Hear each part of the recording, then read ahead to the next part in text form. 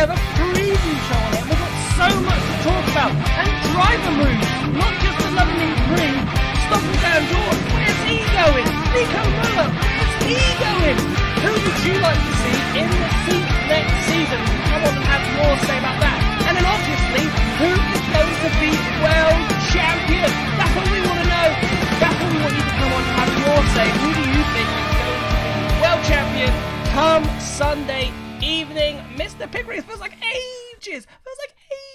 Since we've last been on one of these. How are you?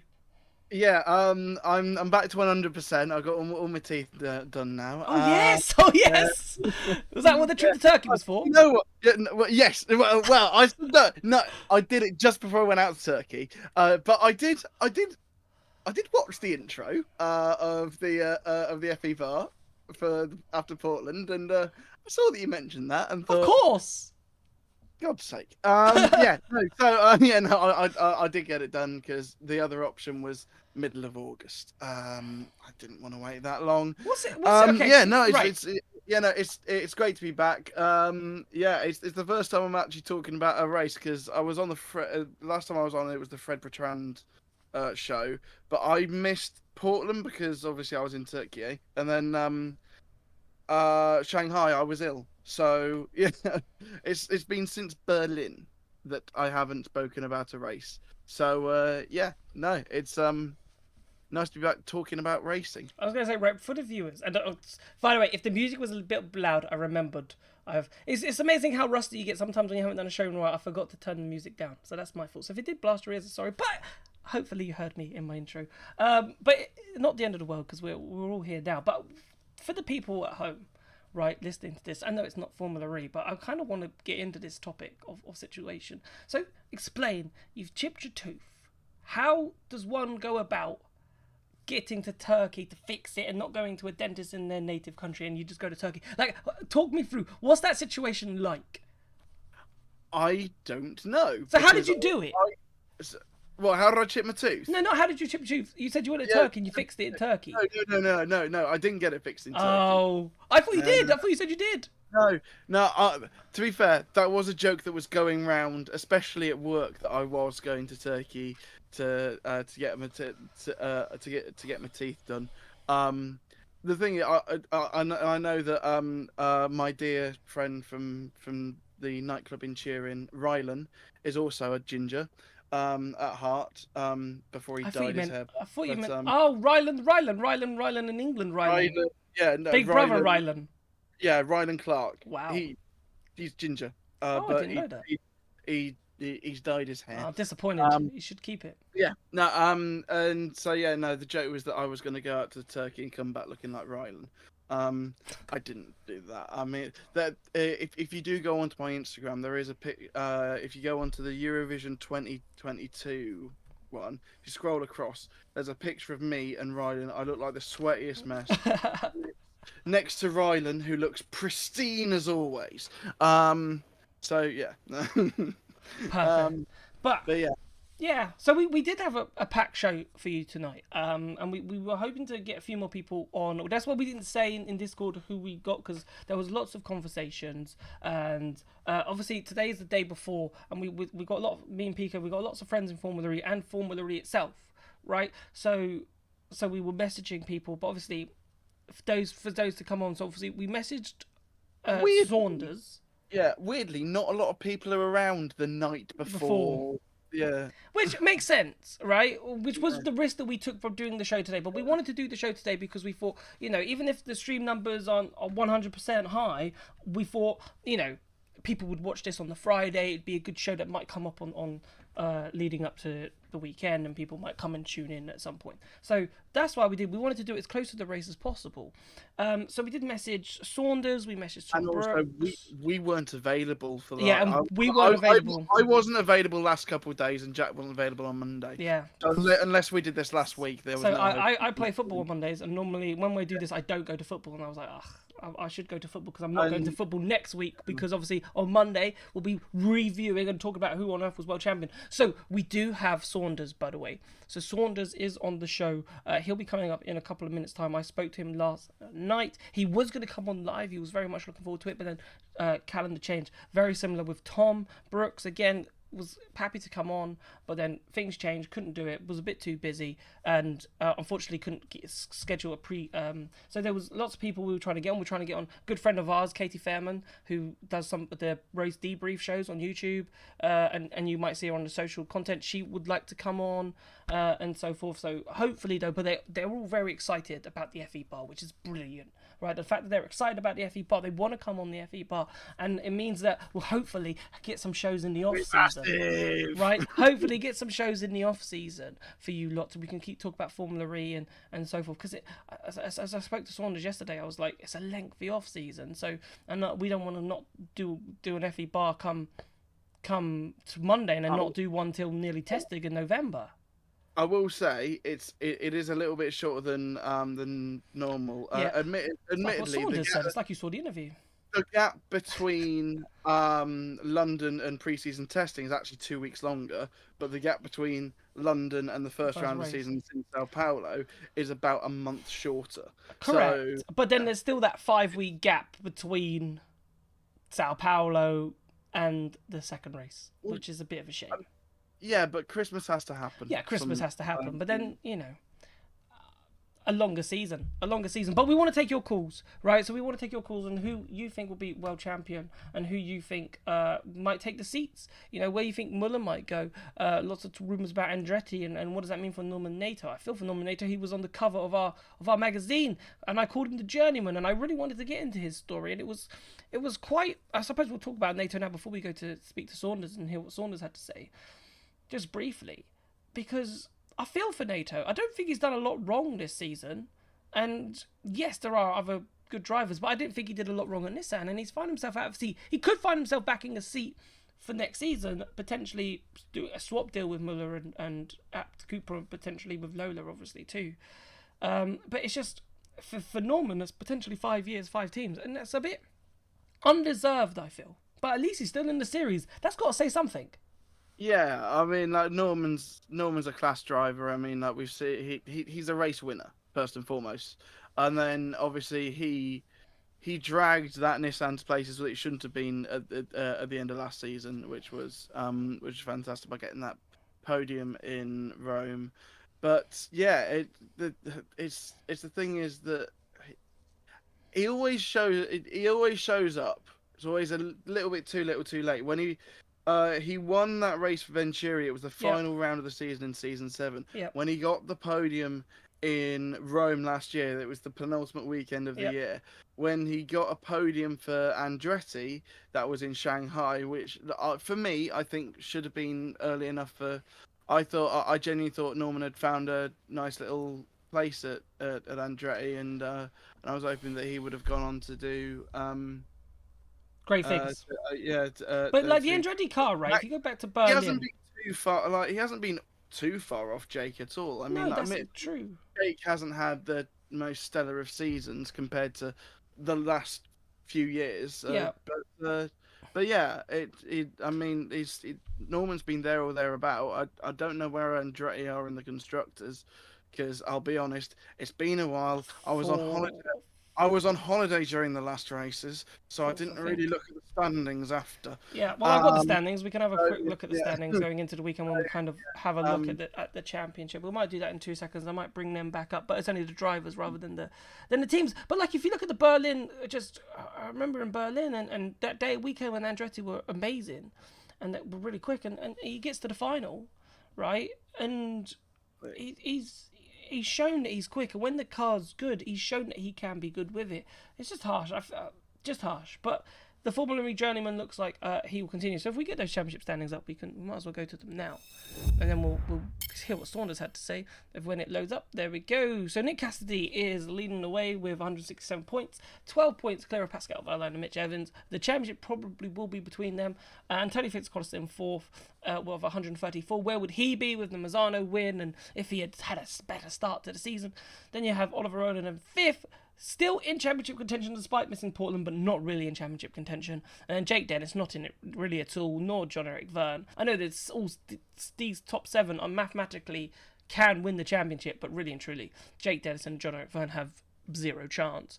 Maximilian Gunther in 8th, and Robin Friends, who might be finding himself out of a seat in Formula E, in 9th, and Stoffel Van Dorn in 10th, 55 points, who could be taking a Robin Friends seat potentially at InVision Racing, but we have to see what happens there. But, so, our first guest for tonight's show is the lovely Saunders CB, which I caught up with yesterday. So we're going to play that VT now. So where is it? So here it is. So this is what Saunders had to say ahead of this season's championship. So we'll hear from him now. And I'm delighted to say that I am joined with Saunders. A massive thank you just for appearing on the show. Oh, no problem. Thanks for having me. Yeah, I'm doing very well, thank you. Very, very much looking forward to this weekend. It's I don't want to go ahead and say something a bit outlandish, but I feel like this could be one of the spiciest season finales we might be having. Oh, well, we had a spicy one last season, if you remember, because Cassidy was on his way, and then the incident with Buemi, and it all fell into Jake Dennis's lap. Like, if we can get something like that again, it would be unreal 2 years in a row. Absolutely, we've got that, but then we've also got the added drama of 2 teammates going against each other at the top. I don't think. Wait, I'm thinking. I don't think we've ever had that. No, not until probably Nico. I don't even think Nico Prost was massively in it. Maybe back in season 1 or 2, but he wasn't. It was I don't think not to this degree anyway. Not to this degree, 100%. So we got a couple of questions just lined up. So what I wanted to start with was just your best moment so far from this season. Like, I know we've had so many great moments, but if there was one moment for you, what was it? I mean, every season comes with such an abundance of amazing moments, but I'd say on track, one of the best moments I think for me is that Sam Bird overtake in Sao Paulo. Yes. Was just, even though it hasn't really had that much of an effect on the entire season or the championship standings and things like that, but I don't know, there's something about that move, the way that it happened, like at the point of the race where it happened, where everyone was struggling with temperature issues and people's tires were falling off, and Tom Brooks' voice went that to speak to only dogs in Sao Paulo. It was just one of those magic motorsport moments where, the whole broadcast just reacts to some carnage happening on screen. And then it was backed up by Oliver Rowland overtaking Pascal and Jake. Yeah, 100%. That Sao Paulo has been absolutely brilliant for races, and in terms of the peloton style as well. Like, it's probably one of the only places where the peloton works brilliantly. Like, Sao Paulo 2 seasons in a row has had some amazing racing there. Yeah, it's a really, really good venue for that. I'm glad to know that we're going back as well, because it does deliver, actually, because it's not just about the kind of energy sensitive style of racing that we've come to kind of see quite often in Formula E. It's just the speed that they can get on that main straight going into the first corner, and there's enough regen available for those teams with the less efficient powertrains that you can actually get some shock results from the likes of, Mahindra powered cars or ERT, for example. So it's good. So then, who's impressed you the most this season? Because there's a lot of drivers who've done a lot of good things. Yeah, I'm going to give you 2 answers to this one, because I think this is absolutely zero discredit to him as a driver or him as a person. But if you'd asked me at the start of the season, there are certain people that I probably wouldn't have predicted to be where they are. Yeah. With someone like Jev, for example. So Jev is obviously a 2-time world champion. Yep. Very, very accomplished driver. He just seems to be able to do amazing things even when energy is against him. But to say, he'd be in the championship fight or towards the end of the season, I'm not sure if I would have said that.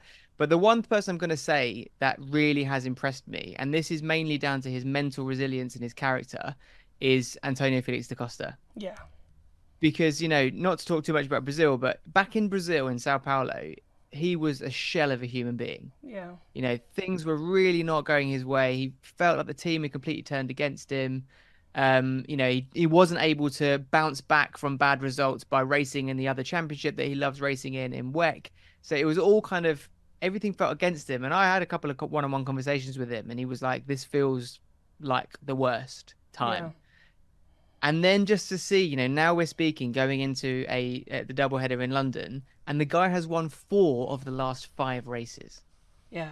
It's And that incredible. is an unbelievable turnaround. Yeah, and it's amazing because you've been there. You've been to all the races. You've seen the driver's mentality or mental state, and obviously the switch. And obviously, I know Mazzano was taken away from him, but even though Mazzano was taken away from him, it was probably the best thing that happened to him because it gave him that sense of yes, I can do this, and then the springboard from that for him, mentality was as I spoke to him in Berlin and Monaco, I was like, the mentality from that was huge, and the way that he's bounced on and continued that form, like in Formula E, especially in a championship that's so you can so easily be inconsistent. It's incredible what he's done.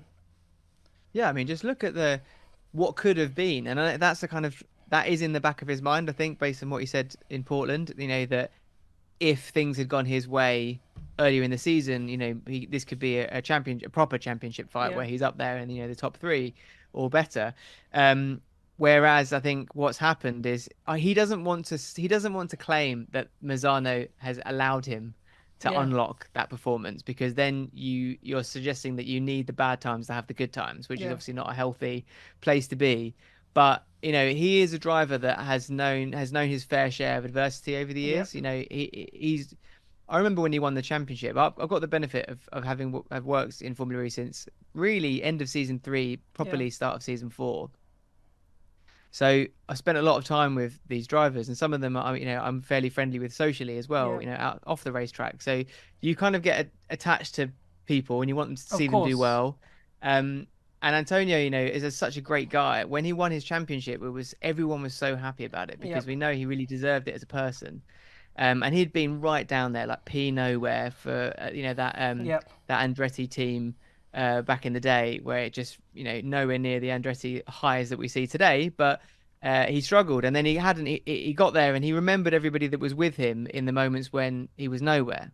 Yeah. And since then, there's this kind of really nice shared respect with a lot of journalists like yourself and people on the production and the presenting team, that he's always willing to give his time. And I think then you kind of want someone to do well. So I'm very glad he did have that big bounce back. Yeah, 100%. But who's to say that it was possible? It could have been more. But if you just look at the last half of the season, he's massively outscored Pascal, and Pascal is in the championship fight. It's incredible, really. And what I thought was interesting that he said to you though in the press conference race 2 is the first thing he said, I'm angry, and I was like. Oh. And you kind of get that sense of like, I wonder why he said that, which we probably could explore this weekend. But it's kind of, I feel it's like that sense of, if this, like you kind of said earlier, like if this had gone my way or if things had turned around, I'd be going into London with the chance to take his second championship or first world championship. Yeah, I mean, as much as I think he doesn't want to believe that the Mazzano had to happen for the rest. I actually personally believe that there is a bit of that in there. Yeah. He's had to kind of deal with that almost fight or flight approach where he's had to and now I have to put the results in, because not only is this annoying me or affecting me, it's that this potentially might jeopardize my options next year. And then, but it's kind of fair to say as well, there was a handful of races where he didn't feature as much. But if you look back at his race, he actually had a good race. He was just unlucky. Yeah. It's a so bit maybe like that performance player. could... In terms of a striker not scoring a goal. And then finally they scored a goal, and then all of a sudden they can score a goal, many goals again. But it took them that while. I think so. And there's a great deal of confidence that comes with that. I'm literally fresh off the golf course with Jake Dennis and Sam Bird today. And we talked a little bit about that just as we were playing, about the resilience needed when you're having a bit of a rough ride, and it does massively affect you, and it can change for the better as quickly as it can change for the worse. All right, then. So let's talk about this weekend slightly, because obviously it's a big weekend in terms of the championship fight. So I'm gonna ask you, who do you think's going to do it this time on Sunday? Who are we crowning? Who are you speaking to in the press conference room as world champion? It's so hard because I think we have a really, really strong top 3, and although mathematically there's a 7 that can win it, for anyone DaCosta, Jev, Roland, Dennis, they really need Mitch, Nick, and Pascal not to score any points whatsoever in the first race, and I just think that's unlikely. Obviously, things could happen. We don't know, but so I'm thinking those top 3 for the championship, but I do think it is going to come down to Cassidy or Evans. Okay. and they're going to have to play that first race in London so smart. I would not want to be James Barkley this weekend. I feel like he might not have any hair left come Sunday evening, because there undoubtedly is going to be a situation where one of them wants to overtake the other, and potentially maybe not. They'll qualify really far away from each other, and then in London it's harder to overtake, so maybe that won't be a problem. But just look at the stats based on racing there most recently in Gen 3. On the first day in London last year, even though he didn't keep it because of a penalty, Mitch Evans was on pole. In the second day in London, Nick Cassidy was in pole. It's the same Jaguar-powered car, albeit with a lot of software tweaks for sure. But these are two drivers that know how to qualify well in a race where qualifying well is probably more important than it has been at any other point this season. And that's not just because of the championship, but because of the track as well. So I think it's going to go down to one of those two. What I'm really interested in is who's going to be the third. Okay.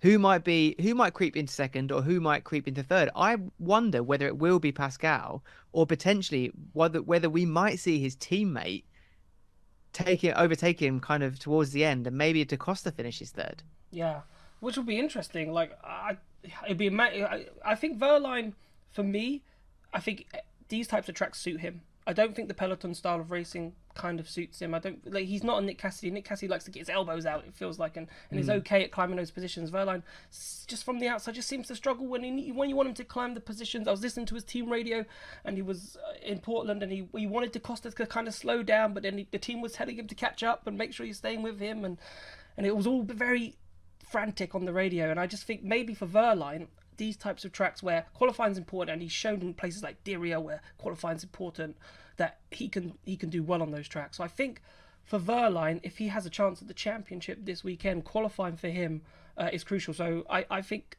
for him, I don't know who's going to be champion. I think if you put my hand, I know Nick Cassidy could have come into this with a massive lead if it wasn't for Portland and the Saturday incident, but I think he's just been immense this season, and I think for me, that's who I put my money on. I know he's got a 13-point lead, and I know that's the easiest to say, but if Evans won it, the story would be immense. So I've got one question here. Just your weekend. I was asked from a fan. It was like, what does your weekend look like? Starting from Friday. Like, what brings the weekend together from a presenter side of things? Well, my weekend actually starts on a Thursday, which is the Formula E Media Day. So I do a lot of the digital filming on a Thursday. So Alexa, Katie, and sometimes John and I do our preview show for YouTube, which goes usually filmed on a Thursday morning, edited and put together, and it either goes out Thursday night or Friday.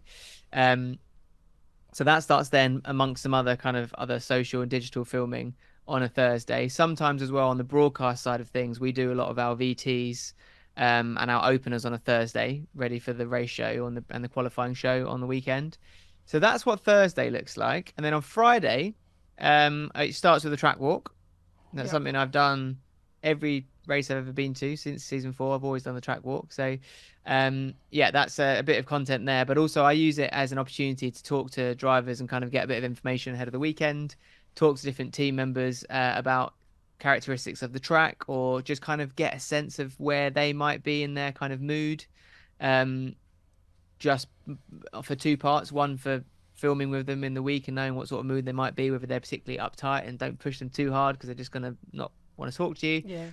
And also just know where their head might be when it comes to the racing. So that's the track walk. And then after that, there's a bunch of meetings and kind of boring bits like that. The next main thing is a press conference. So I host the press conference, the team principal, and then the driver press conference. And then from there, it's kind of picking up odd little bits of filming that might be taking place, both digital and broadcast, for the shows or for social for release after the race. And that tees me pretty much right up into rehearsals and the show for Free Practice 1, of which I am like a pit lane reporter during the session, speaking to team principals and stuff in the pit lane during the session. The driver that is quickest at the end, and then that kind of goes into the FE show, kind of the FP1 show on TNT, and also on YouTube, which is I kind of then have some other interviews I might do, or might join Nikki or Radzi, whoever, and have a little chat towards the end of that show. And that's Friday wrapped. And then on a Saturday, it's straight in, early doors, ready for the same thing for free practice 2. Then qualifying, and then we get into post qualifying where I do a live show around the autograph session. So talking to lots of different drivers, as many as possible, but it's kind of a two-way conversation with people online as well. So they'll send their comments, say, "Oh, let's go talk to Dan Ticktum," and I'll go down to Dan Ticktum and kind of act as a surrogate of the fans who can't be there. And then it kind of with somehow in between that we need to fit time to eat lunch. Yes.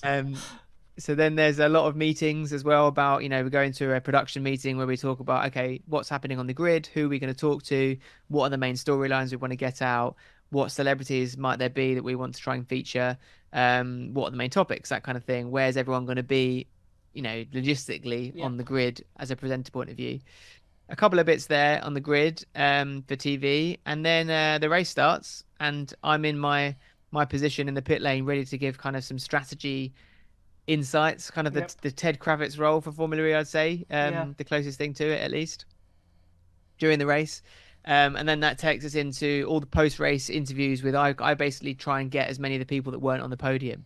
So anyone that's had like a shock bad result or someone that's climbed up well or someone's had a shock good performance, I'll kind of hunt them down in the paddock after the race to get that into the post-race show. Then it's press conference. And then that's all rinse and repeat on Sunday. The only difference is on Sunday is then after all that's finished, then we do the debrief show, YouTube live show, in the paddock to kind of wrap up the weekend. It's frantic, isn't it? It's absolutely frantic. Yeah, it's a lot. And I think I'm the only one that really juggles both the digital and the broadcast presenting. Yeah. So it can be a lot, but I'm very much the sort of person that I would rather be busy than sitting on my hands, Yeah, because for me, apart from the mornings on a Friday or Saturday can be quite quiet, but as soon as for video content, as soon as the race finishes, I come alive. It's like boom, boom, boom, interview this person, grab this person, who are we going to speak to? Well, who do I want to speak to? And then it's like bam, bam, bam, edit, bush, and then sometime you've got to eat dinner like you at that point. So it's like, when do I fit all this in? But amazing, Saunders. It's been an absolute pleasure having you on. Hopefully in the off season we can have a bit of a longer show. Maybe get some fans, have you on live, and get them to ask their questions to you directly. I think that would be amazing. Absolutely, I'd love that. Yeah, just let me know, and I'll try and I'll make it work. Perfect. Thank you so much. Pleasure. And we are back. Pico, that was amazing from Saunders to have on. Just privileged and just lucky that he took his time out, because obviously busy schedule, as he was talking about there, right? Such a busy schedule, especially from today, Thursday, when it all starts today, because he does the digital content today, and that's kind of why he couldn't come on live eventually. That was part of his timetable that just didn't work, but just amazing to get a bit of a word from him. Oh yeah, 100%, and like you alluded to at the end, it is not the last that we'll see of Saunders on this show. He'll be back at some point. Hopefully some point in the off season. And we are joined by someone who had Mr. Saunders on their podcast. We are joined by Jamie Van Heck from the Girls That Eat, Breathe and Dream. I nearly said drink. I don't know why. It's eat and drink. It's eat and drink, and I always want to go for it. But the Girls That Eat, Breathe and Dream Motorsport. It's Jamie Van Heck. Thank you so much for joining the show, Jamie. Hello. How are you? It's a bit, how was your journey into the UK? Because obviously you've come. What was the journey like? By aircraft, so it's actually one I thought, and I know how to wait for my recovery. It's 4 hours because I was way too early. So I'm here. I'm supposed to do today. Good. I'm glad you are. Jamie, your microphone is cutting out just a little tiny bit. So if you can, I think you're using your laptop. So if you just try and find the mic for me, and just put your mouth towards it, because I think it's on something. It's just cutting you out just a little tiny bit. I just can't quite catch what you're saying. But we'll keep talking. And we'll try you out in 2 seconds time, Jamie. So Pico, I want to talk about the championship very quickly while Jamie Trinshaw just figures out her mic.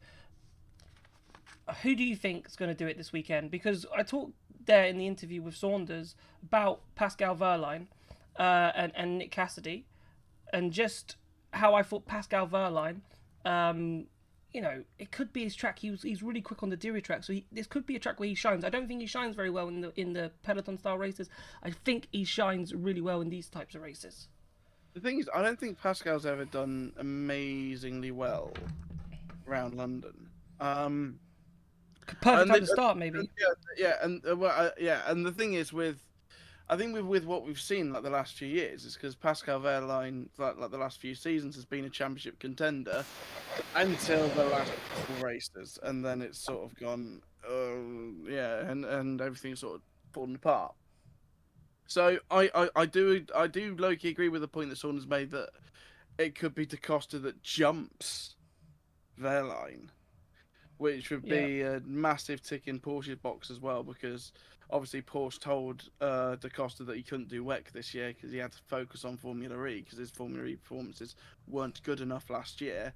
And so it genuinely wouldn't surprise me if Da Costa, because he's on this fantastic run of form, might overtake Wehrlein. In terms of who I think will win the championship, let's save that till the very end, I think. Yeah, indeed. And I don't know, that's what Saunders sort of alluded to, was just in case. Jamie, let me see if we can try you one more time. Hopefully you can hear us. Yes. Hopefully... Oh, that's so much better. That's so much better. There we go. Good. Splendid stuff. Right. What I was asking before I cut you off there, I'm so sorry, was just your journey into London. How was that? Actually, it was quite great. I went by Eurostar, so it was a 2 hours train ride, and it was going fast. So I was there like at the first Eurostar. So it was like, and I came at my hotel. It's like around 10ish. Yep. What time was So the first time? What time was the first Eurostar in? I take it you got it from Amsterdam. No, Brussels. Oh, you got it from because Brussels. I'm closer to yes, because I'm closer to the Belgian border than I. Nice. Yeah. What time did it closer leave to Brussels? Brussels It's than 5:40. It's going. 5:30. 5:45. The first train in London from St Pancras into Paris. What time's the first train from Brussels into London? It was 7:56. Not too bad. Not too bad. To be fair. I don't even wake up. I don't wake up before 8 o'clock. I don't know what those times are. For the Paris Eprix going back a while, I had to take the Eurostar, and I got on that 5:45 train. I left my house at 2 o'clock in the morning to get a night bus into London St Pancras, thinking it was like 2 hours before I needed to, but didn't need to be there that early. But it was alright. But it got me into Paris by 9. But yeah, we've got you on just to talk about championship, because obviously you're in London, so we'll be seeing you tomorrow in the media centre. But obviously, we have to talk about the season. I want to ask you similar questions to what I asked Saunders. Obviously, you had Saunders on your podcast, and maybe you can talk about that if you want to as well. But just your best moment of the season. What was your best moment of the season? I think that's a hard one because there are very great moments. I think the race in Monaco, which I was there for, I think that was a beautiful race because there was a lot of teamwork, and also, Mitch didn't win Monaco yet. Yeah. So it was a great moment at all and also for Jaguar because the other one too. Yep. And the way they controlled that race was very impressive. Like, it just showed how strategy in terms of controlling a race, and how that wasn't done with Envision, let's say, in London, but how Jaguar were able to execute it perfectly in Monaco. Yes. I think there were some more, but I think Monaco for me was because I was there. I had witnessed that. And Berlin as well. I don't know. There's something with Nick doing great things in this kind of racing. Like, he was last at some point, and he still won the race. So yeah, that's also a beautiful moment. But Berlin was incredible. Like, and the way, what was it? I think that was the race where Taylor Bernard, we went into the pits as well, and I think, as I said, Nick Cassidy was on the 21st lap in 21st place and something like that, halfway stage, and then pulls it out to come where he comes. And I remember speaking to Taylor that said he went into the pits. I'm sure. Well, go on. I just want to say, if you're in 21st place in Berlin, it doesn't matter. Well, yeah, well that's what we found out. But You can lead by 3 laps later. yeah, And that's what the happened problem. effectively. That's the problem with current Formula E. Yes, you could argue that is the problem, but it just showed like Taylor and Barnard, they pitted on that race for new front wings and so forth, and they said, look, we ain't out of this race, and even Taylor went up to pick up some points that day, and it just showed you just how crazy the peloton styles of races are. But who's impressed you the most this season? So who has been the one that's really stood out for you? I think Taylor, how he did Monaco with only one free practice. Yep. I think he did very well because Monaco is not easy. And then in Formula E car is also not easy. So, yeah, kudos to him. Yeah, I tell you what, Taylor Barnard, I must admit, did an absolutely incredible job. And it'll be interesting to see. Obviously, he's won a race this season now in F2, and I think, obviously for him, like Paul Aaron, that was also there in Berlin. Obviously, probably still looking for that F1 dream there, Jamie. But in terms of if an FA opportunity comes and if F1 doesn't become a thing for them, then surely FE might be a good option for them. I think so. I think junior drivers need to make the broader view because, F1 is hard these days to get into. Definitely because people are not leaving, and also it sounds very, very rude, but they're also not dying. So there is most of the time there's no place. So you need to look elsewhere. Yeah, 100%. So the big question then, Jamie, the big question. Who do you think is going to be world champion this weekend? Well, I have to write this down because I wanted to. I don't think. Who did Saunders? I can't even remember who Saunders said. I think he was very wishy-washy. I think he said Evans. I think I'm going to put him down as Evans. Saunders, Evans. I can go back and check in the break. Double check on that, but I think Saunders was kind of hinted towards Evans. I think he was being very clever. If someone in the chat remembers, whack it in the chat. I'm sure it was Evans. I'll go and check in the break. I'm sure it was Evans because he wanted to talk about Evans, but he kind of talked about all three and how much their chances were. Whereas I went Cassidy because I do think Cassidy will do it. So, Jamie, I'm going to write yours down so then we can come back to see who got it right on the preview show. Who do you think is going to be world champion? I think it's going to be Nick. I really want it to be Mitch coming into the season because, he had chances so many times and he just grabbed past it. But Nick is so consistent. Has been so consistent that I think he's going to do it. Yeah, I think it's the revenge, right? The revenge story, Jamie, from last season. He should have won it last season, didn't win it, right? And I think this season, this is the opportunity for him to put that to bed and pick up the win. But mistakes can happen, and how surprised were you with the Portland mistake? Because he could have been coming in today, and he might not even needed many points to have secured the championship. I know. The funny thing about that, I was at the 24 Hours of Spa, and I was watching on my phone, and it started raining, and I walked back, and I was just watching the race, and I was like, "Oh no, what did you do?" Yeah. I was so surprised that happened, that he lost the car, because there was no contact. So I was like, what did you do? It was mad. I felt so bad for him. But I also wanted to go the championship fight. I wanted to go to London, so... It was a good thing. He did it. He did it for the entertainment value, right? We love the entertainment value. Because it was crazy. Right, to end up then, Jamie, weather, right? It's an absolutely gorgeous day today here in London, right? And I'm sure probably you've been shocked because we're shocked because the weather's been abysmal. What's the weather been like for you? No, yesterday was wonderful, thank you. What was the weather yesterday? Yesterday was beautiful. Oh, yesterday wasn't too bad. We've got a couple of nice days. So tomorrow's going to be another glorious day, but we'll be inside for most of it. But Saturday and Sunday could be a wet ones again. We could have another two wet races. There's air conditioning in the XL. That'll do me. But anyway, in Holland, what's the weather been like? Have you had a great summer, or are you having a miserable summer too? Miserable. to be fair. We had 1 week of good weather and then it was on and off. So great. Perfect. Yeah, not the best. Hopefully, though, we can enjoy some of the sun this weekend. Jamie, thank you so much for coming on. Means the world. I'd love you to come back on again, and maybe we could talk about the race after London as well, and see who the world champion was. But thank you so much for coming on. Means the world, and we look forward to seeing you this weekend. Yes, no problem. Thank you. Right then, so what we are going to do now is we're going to take some of your calls, right?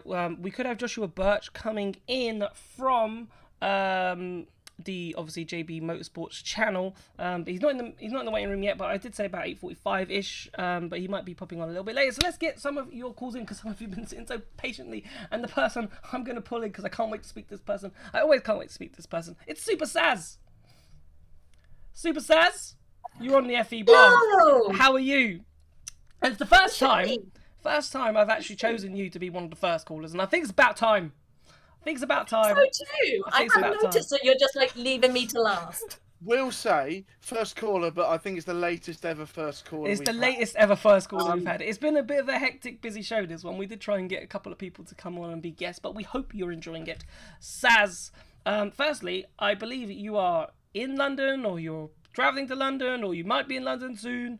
Because I think you're here for this weekend's race in London.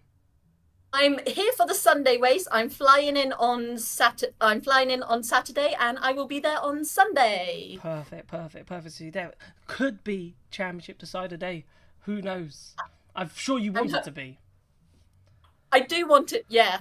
At first, I was like, if it's decided, then I can just have a party. But now it's gone down to the wire. I'm like, and I know I'm sitting right by the finish line, so I'm like, yes, I want it to be championship decider day. Yes, I think if it can go down to Sunday, I think it would be incredible. But Saz, the main question then for you is who's your pick then? Who do you think is going to be world champion? Oh, I definitely think a Kiwi who drives for Jaguar. So you think Nick's gonna do it? Why do you think Nick's gonna do Whoa, it? whoa, I no, don't know, no, it no, could no, be no, no, Mitch. no, no, Well, no, what's no, the no, quicker? no. Oh, I forgot. Mitchie's resident English, isn't he? I forgot all about that. I just thought Cassidy, innit? Then Cassidy, I was Kiwi about to Cassidy. jump in. I was about to go in and go a very diplomatic answer. Well done. And then And me forgetting Jack Mitch forgets Evans everything. me forgetting Mitch Yeah. Evans exists. You call yourself thank a you, Peter. journalist. I forgot. Yeah, one of the Kiwi drivers. Which one checking, then? where Come was on. Which one? Oh, I mean, I think it. I think it will be Nick, but You I don't wouldn't know. It's mind going to if be close. I could see Mitch putting it on pole though, because he seems to have done. Yeah, he does do Okay, that. I He does think do it's quite going to well. be Nick. So but you're I'm going not- for Nick. I'm putting Nick down for Saz. Yeah, See who but gets- if I'm see- wrong and it's Mitch, awesome. But if I'm right and it's Nick, also awesome. Yeah, I do think a Jaguar driver's got a good chance. Pascal Wehrlein, I don't know. If Pascal Wehrlein wins it, I don't think it would be the biggest shock in Formula E history. But he's just, you never know. I just don't think I'm not saying I do think he has it in him. But if he was to win it, Wehrlein, he's got to show us something this weekend. Like he's got to show us how good he can be and kind of remind us in a sense. And I think that's why he's not going into this as a contender, because 13 points behind in Formula E, that can all change. By the end of qualifying, if he's on pole and Nick Cassidy's in 6th place, it could all change.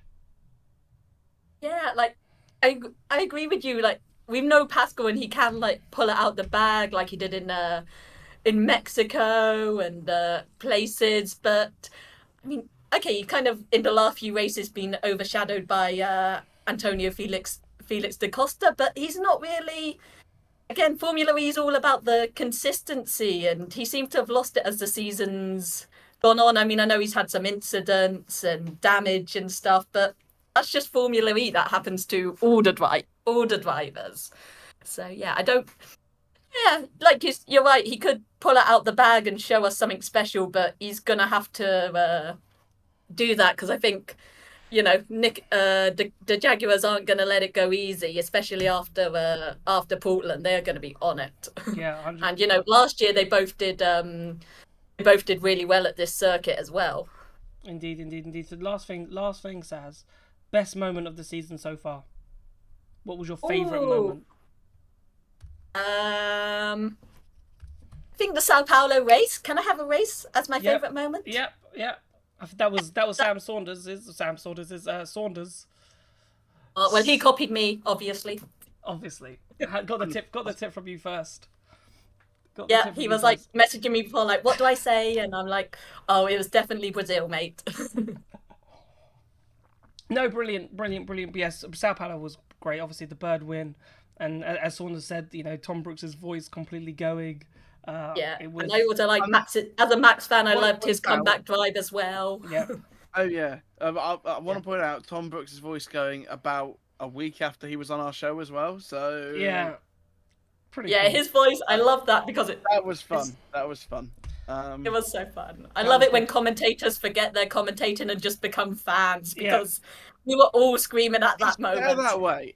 Honestly, it's better that way. I mean, and no disrespect to Tom or any other commentator, but I really loved it when it was Jack and Dario in the booth because it sounded, it was like you were watching the race narrated by two mates down the pub, because it was just fun.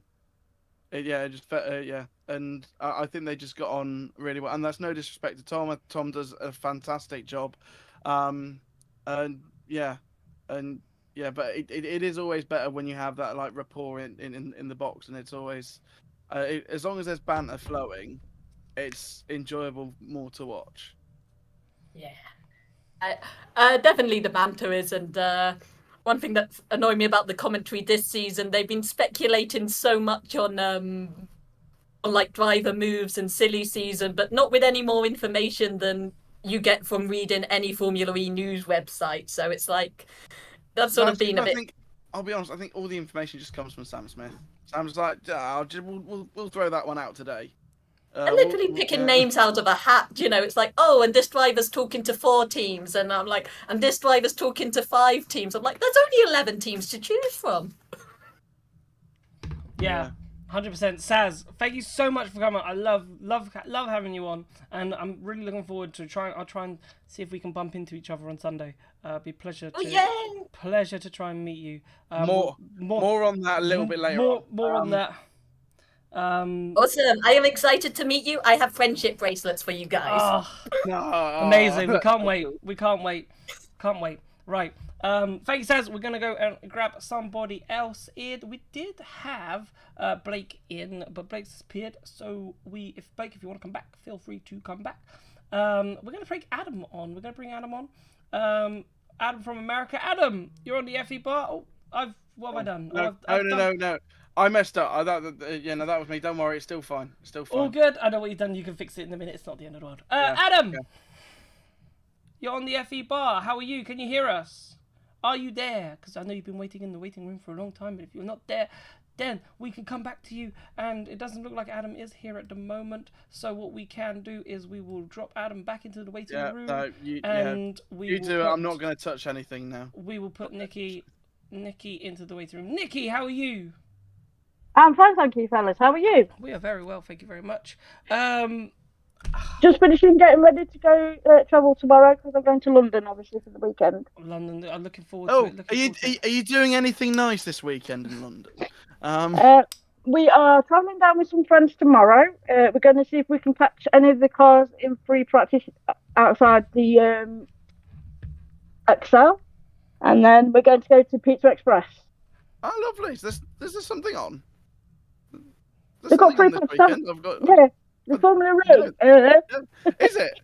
Oh, I didn't know that. Yes, you did. You just taking the mickey. I know. I'm messing with I nearly said for the first time on the FE bar a very naughty word. Keep it PG there. Keep it PG. Join the club. It's me and Tom Brooks so far. Not me, thank God. Not me on my own show. So let's get straight to it. Who do you think is going to be world champion, Nikki?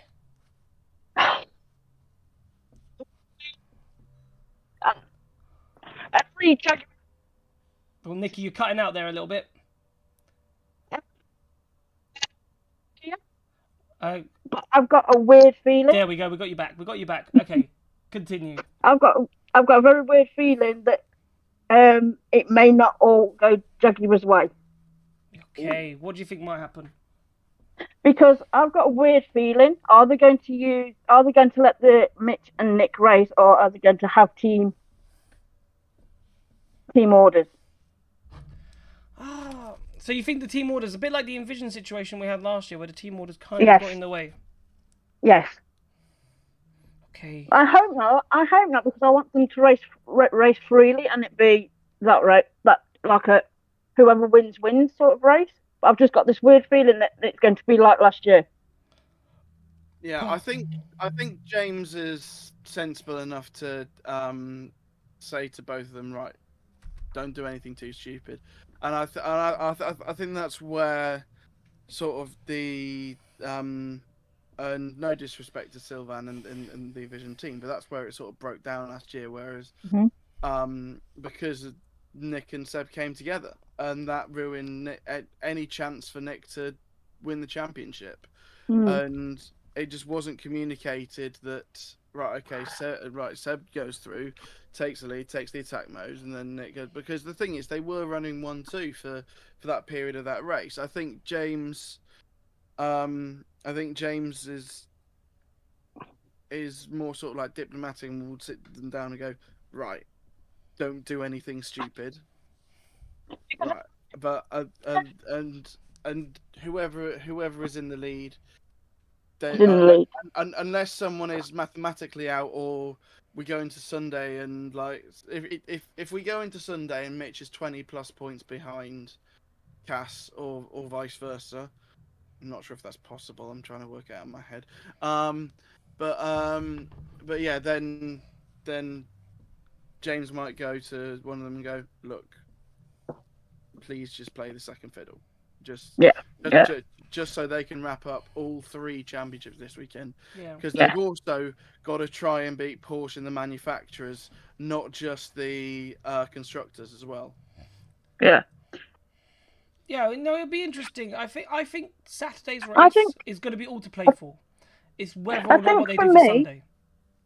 I think for me, right, as long as this British weather holds out and it's nice, if we had a situation like we had with the rain last year, I think it would go Nick's way. But because it's been warm, and hopefully keep our fingers crossed to get a dry race, it's all to play for. It did do. Well, that's how I see it. I did have a quick look on BBC Weather. It looks all dry for the moment. There's like a 20% chance of rain around race time, or something like that. But it's saying that it should just be cloudy. But I again could be wrong. You never know living in what the weather's going to be like. So yeah. But also, I think the situation that we're in now, right? Everybody said in Portland that it would be Nick would have won both those races, but he didn't. So again, the finale is going to be interesting. Yeah, the thing is with Nick is that I can't remember like a doubleheader weekend apart from his first season that he's walked away pointless, because I think obviously his first season it was him getting used to the car, and then by the end of the year he was properly being competitive. But it was in that year where every man and his dog could win a race. Then season 8 which was the year that I did all the races. I don't remember Nick having a complete shocker, any of them really. I might be wrong. So yeah, he's going to have to bounce back from whatever happened. You see, Natalie and me were having a conversation a couple of days ago, and basically we said, was it the pressure of everything that got on top of him, and he made that huge mistake? I still think it was. It goes down to Jaguar potentially mismanaging that situation slightly, because Evans had the 5-second penalty, which maybe they wanted to dispute. So then they kind of said they were racing, but really and truly they should have allowed Evans to either, allowed Cassidy to push, but tell them that they weren't. It was hold station basically. It was 1-2, so Cassidy knew. I think Jaguar slightly got into his head, and that caused the mistake to happen because he was stressed in that situation. He didn't know if Evans was fighting him, and I don't think he understood why Evans was fighting him. And I think that just lack of concentration and that moment on the radio just heightened the pressure and heightened the tension just a little bit. And all of a sudden, what was natural 3 laps ago, every lap until then, all of a sudden, with 2 laps to go, it just horrendous effectively for him.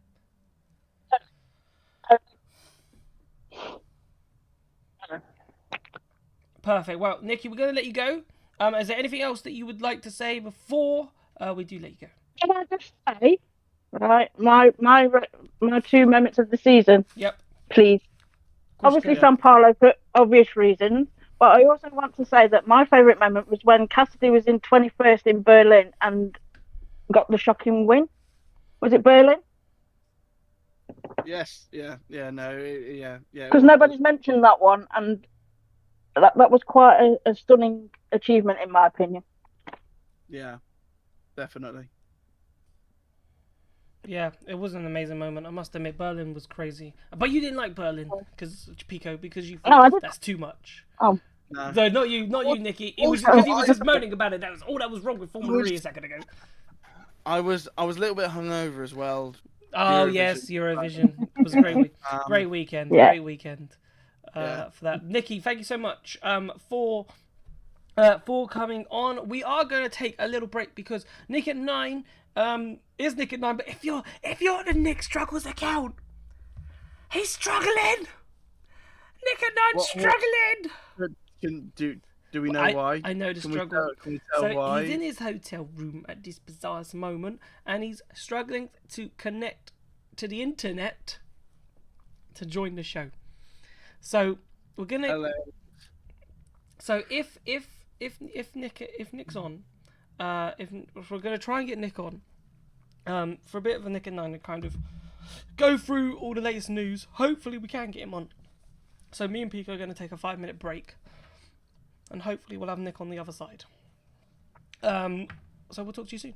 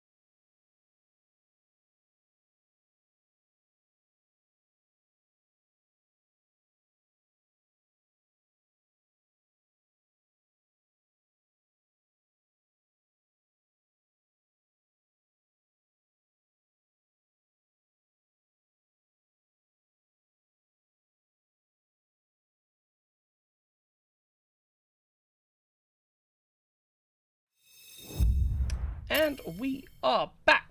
Sorry for the delay. Unfortunately, Mr. Nick Golding is still having his internet problems. He's running down to his hotel receptionist as we speak because he's texting me, and he is trying his hardest to resolve the issue to try and find out where he can get signal. But we are joined by the wonderful commentator. That is Joshua Birch from the JB Motorsports channel. Joshua, how are you? I'm not too bad, thanks. How are you lot? I'm currently in a car, so that's a bit more motor racing for you all. Lovely Are stuff. you all right? Yeah, very good. Where are you driving to? Where you Hopefully you've pulled over. Are you not on holiday, Josh? Or This I man- was on holiday, yeah. I was on holiday for 2 weeks. I went to Donington and the Superbikes, and I Nice. was mainly there as well, seeing the Women's Championship, the WCR, and I was hanging out with Maddie Patterson and her team, Sepket Racing, and Mallory Dobbs and Lizzie Whitmore. Lizzie crashed, broke her wrist, and Mallory got taken out and crashed in the second race. So spirits were down, but it was a very fun weekend. It must be yeah. for you though, because like obviously you don't get many opportunities with your line of work. Going to an actual racetrack is challenging. So to actually get to an actual racetrack and actually watch some racing live for you must have been a welcome change. It was. I mean, many people thought I was nuts when I said, "Oh yeah, I'm going on holiday." The way you go, I'm going to a racetrack, and they thought, "Oh yeah, that's kind of like just bread and butter for commentators." But no, I'm usually stuck in a box commentating on it, so it was nice to get out there, and it was nice to see how a race weekend ran from a team's perspective, and I was involved in all the engineering sessions and how it all ran, the debriefs in the mornings and the afternoons. I learned so much. I can't wait to bring into the commentary box with just some more knowledge in it all. So yeah, holiday well spent. And then I was in York for a few days, and now I'm just driving back as well in the car. So yeah, that's all been nice and ready to go for this weekend. Another busy one, but of course a Formula E Championship finale. Did you experience the York nightlife? That's what we want to know. Did Mr. Joshua Birch hit the town? I did. I went to the most haunted pub in York, where there was live music from 9 o'clock. And yeah, it was apparently haunted by 3 ghosts. And there was like the staff's faces were like molded and hung on the wall. So it was quite an interesting experience. Interesting. It's quite a good one. well, but yeah, we've got it was nice of Chris nice of Chris Morton to turn up. yeah, that's what Chris wanted to turn up. That's brilliant. You'll see that. He's in the chat, mate. He's in the chat. He's watching. He's in the chat. So. That's hilarious. Thank you. Here a week. Good old Chris. I don't even know if he's in London this weekend. I have absolutely no clue. But anyway, championship weekend this weekend, and what we've been asking and talking about. And I didn't actually write down Nikki's. I have to remember now what Nikki said because I can't remember who she said for her title. But let's get straight to it, Josh. We'll get it up We'll get it up. Write it down. So Josh, championship. Who do you think's going to do it? I mean, the form was with Cassidy until Portland with that double no points with slipping on the grass at turn 11 and then the disaster accidents that happened on Sunday. But Cassidy's got the most momentum. Evans is closed right back up. Roland, despite missing Portland, he's still got some energy in the fight. And the great thing about London is it's a proper street track where the cars don't really suit it anymore. But I think it's Cassidy's to lose. But we've said that loads of times in Formula E, and they've ended up losing it. So it could be anybody. But I'm safe money. I think Cassidy's definitely got a hand to it, despite what happened in Portland. Yeah, 100%. Were you shocked? I think we spoke about this on the Portland Review show. But let's just rewind and talk about it again. Did it surprise you, that situation? And do you think, my philosophy or my theory was that the radio chatter between him and the confusion between Evans probably led to that mistake? Do you subscribe to that theory, or do you think it was just a mistake? I think we were commentating on the race, weren't we? And we were commenting at the time as well about how the chatter from Cassidy wasn't right, and you yourself were saying as well how, well, why is the team even saying that Evans is in play with that time penalty? Why is they even a consideration that he should be let ahead? Evans was out of it completely. The team mismanaged the situation, and Cassidy made the error because of all the distractions he had. He couldn't focus on the driving and the regeneration of the energy. So, yeah, I think a lot of pressure was put on him, as we've sort of seen all season, where Cassidy's sort of become a race strategist as well as driver. He's always wants to know what Evans does and what he's not yet focusing on what he's doing because he's trying to win the drivers and also the team's championship at the same time. So Jaguar really sort of need to get a hold on to their side of the race strategy and just let Cassidy focus on him. Yeah, indeed, I do. It'd be interesting. I think then that's what's going to happen, and I think there's a big thing. That's what kind of Nicky was saying, was team orders might be the thing that is played a big part in this weekend in terms of calling off fights, and if Jaguar are going to be strict. But I do think Saturday's race is key, and I think that, you know, for me, Saturday is what will decide the champion, not decide the championship, but will give us the more information, because we'll even know if Cassidy wins the race, he's probably going to win the championship on Sunday. Yeah. If Verline can do something incredible, or even Evans can do something incredible, then we could go into Sunday and we have absolutely no clue who's going to win the title. But your moment of the season, Mr. Birch, what has been your moment of the season? Oh, so many good ones. I still think that a Sam Bird in Sao Paulo move, the Hail Mary on the last lap in the last corner, that was something truly special, because it proves that Sam still had that winning pace. That's always something that sticks out in my mind. And sort of, if you want a negative of the season, I'm getting a bit sick of the pack racing, to be fair. I can't wait for that to go. Well, but yeah, we'll see if definitely it best does moment of go. the season was Sam Bird around the outside. Yeah. 100%. No, I just wanted to follow up on the obviously the Sam Bird move in Sao Paulo. It's been mentioned a few times. Obviously Tom Brooks went into ultrasonic when calling Yes. that. How are you? Were you?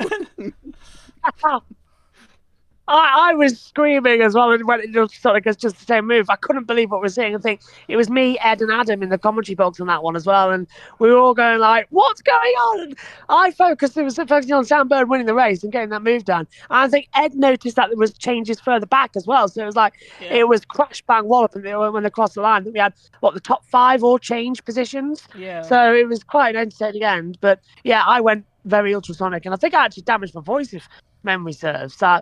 Because we went on to call a NASCAR race the next day and it completely blew my voice. So it was a bad weekend for that. Honestly, that doesn't surprise me. I'm gonna open a can of worms. I'm trying to remember what my can of worms was, but I thought I'll dive the conversation into something a little bit different. And what I want to talk about, obviously, we're going to London next season. But by the time we get to London next season, the calendar will be out. And obviously, I know for someone like yourself who's not London based. I wanted to get your views on this, and is Formula E, is London worth keeping? Because obviously there's a lot of rumours at the moment about Silverstone and what layout we could use and if it would work and so forth, and what type of racing that we'd get. The question is, do we stay with London? Do we try and find a new location? Do we stick with the XL? Like, what would you like to see happen? From someone who's not me, because I want to take myself out of the equation. I'm London based. It takes me 30 minutes to get to the London XL tomorrow. And I know some people aren't that lucky. I can just hop on a train from outside my house and I'll be outside on the Elizabeth line. But for someone who would have to travel to London, I know a few of you are travelling. We've got Sam who's travelling from Spain to get to London. You know, do you think, and which is brilliant, right? Because she can travel to Spain, get to the Heathrow Airport and get a train directly from Heathrow Airport all the way to the DXL Centre, right? One train. Or even better, you could fly to London City Airport and you're right outside the track. If you're lucky, if you're an airport. But do you think that we need to keep London, or do you think moving away from London because the racing isn't great, because they're racing at half the capacity that the cars can allow them to do, just so we can have some form of interesting race around London, or should we change? I think the circuit worked with the Gen 2 cars just about, and it's nice having the indoor-outdoor aspect to it all. But with the new Gen cars, it doesn't work, and it's a bit dangerous. We've seen some like last year when it properly rained, we couldn't race at all because of the speeds weren't great. We saw 2 red flags in 2 days, and the multi-story crash we had in the dry at the last corner. So I don't think the XL's working. And it's a great location for the race. It's a great location for Gen 2 car. Personally, I like the idea of what I've seen. I was reading earlier on today about Brands Hatch. Now, IndyCar did a London Champ Car race back in 2005, and they used the Brands Hatch Indy circuit. But we can use the full Grand Prix layout. So it's 25 miles away from London, Brands Hatch. Yeah. We could still call it the London Eprix and just host it at Brands Hatch on the Grand Prix layout. It's a permanent building. Loads of fans can get to it quite easily. The transport's a nice thing. If we're looking for an alternative to keep it in London area, Brands Hatch is the one to go to. Personally, I'd say Donington because it's easier for me to get to. But I think, in all honesty, as well, it is going to be Brands Hatch. I'd like it to see Brands Hatch. I'd like to add my little bit on the the thing is with Silverstone, and as has been well documented, I do work at Silverstone. It is a pain to get to for anyone, even for me. If I didn't have my car, I don't think I could get to Silverstone fairly easily. I'd have to get a bus to Bicester, then Bicester to Brackley, then Brackley to Silverstone. So I'd have to get 3 buses. Just to get to, and they'd be expensive somewhere buses. that is 30 minutes drive away for me.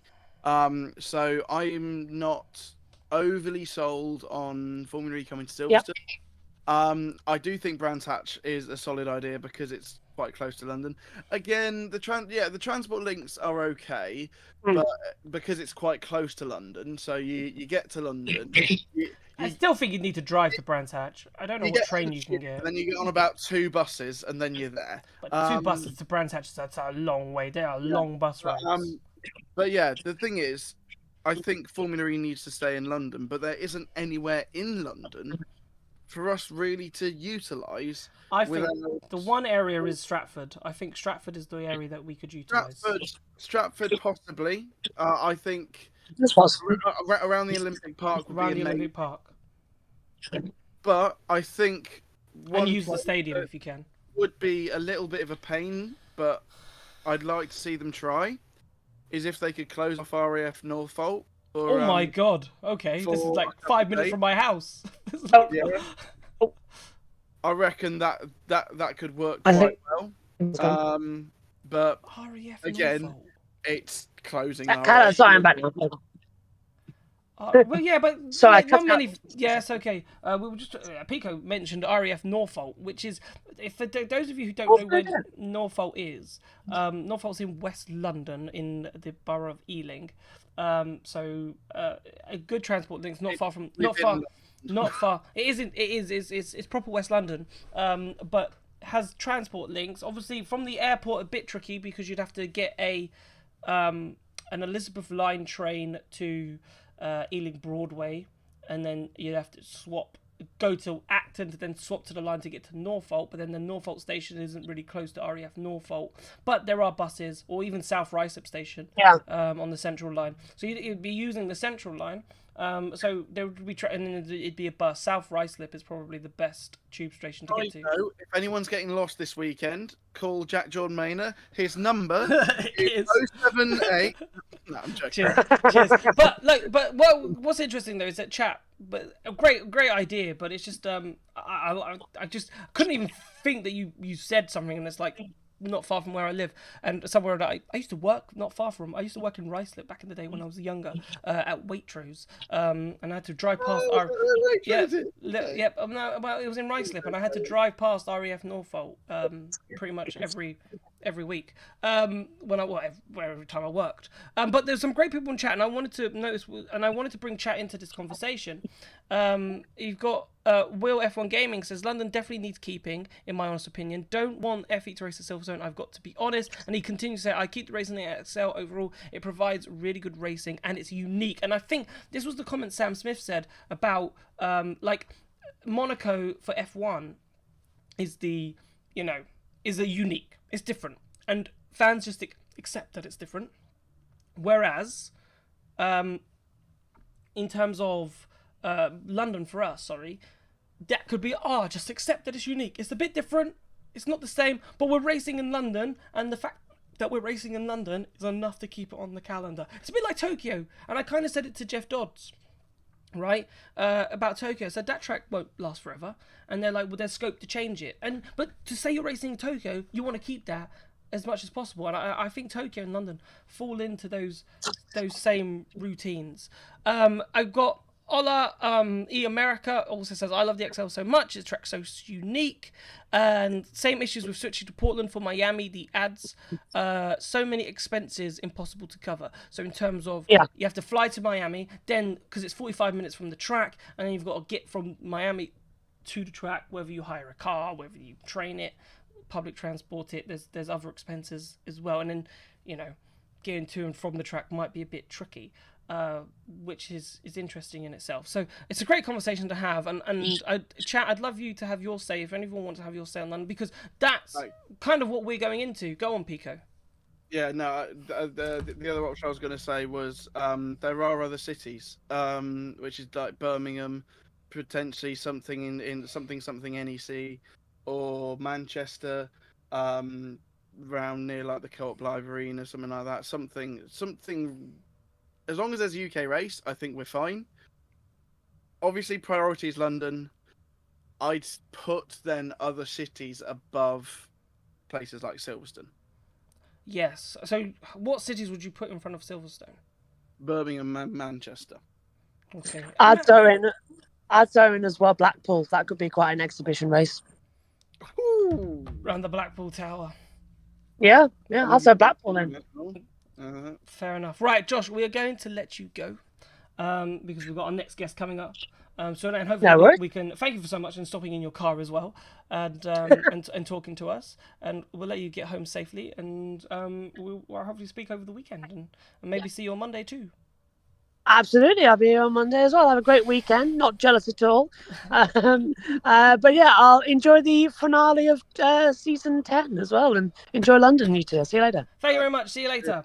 Right. Bye. We're going to try Adam one more time, and then hopefully at 9:30 we'll be joined by Jack Smith from the Motorsport Week. So we'll speak to Adam for a little bit, and then have we got Nick Golding updates? Or... Nick Golding updates, trying his hardest. He said his Instagram story that he posted 2 hours ago has just been posted, so that's showing. I'm surprised.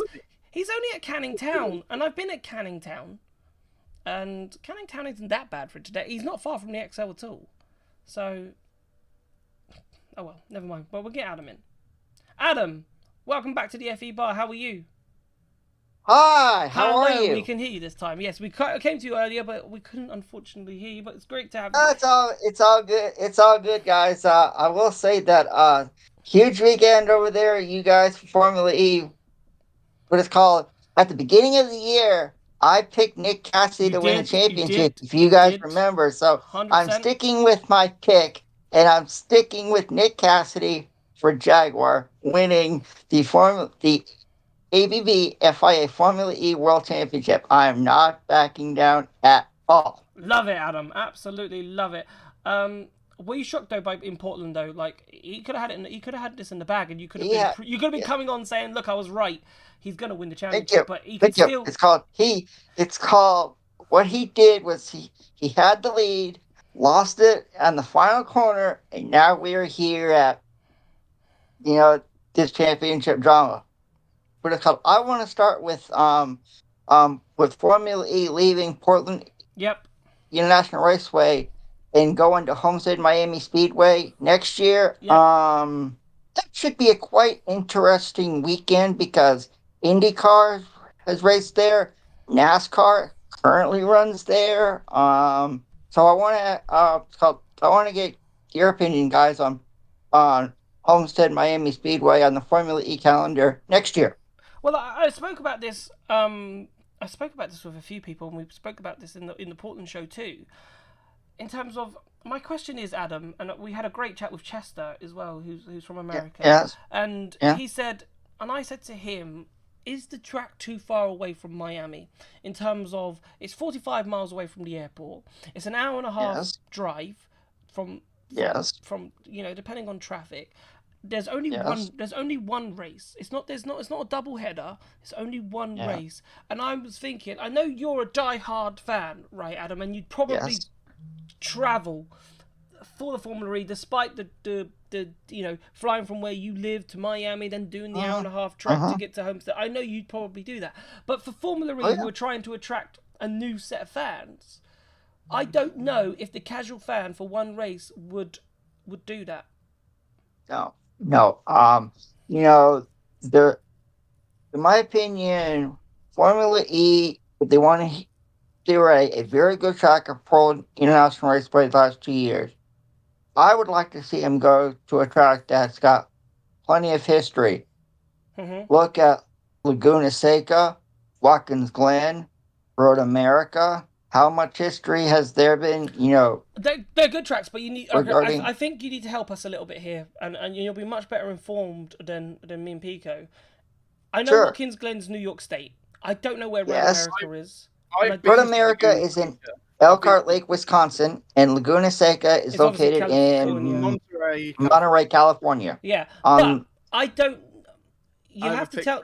Yeah, you have to tell us in terms of.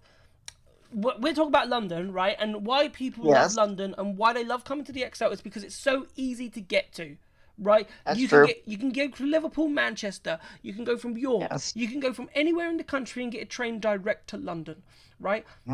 And it serves the whole country. Obviously, America is 10 times probably more bigger than the United Kingdom. The United Kingdom is smaller than Florida. Yeah, like it's crazy, right? So that's true. So my question, I'm trying to think now what my question was. I'm trying without trying to lose my train of thought.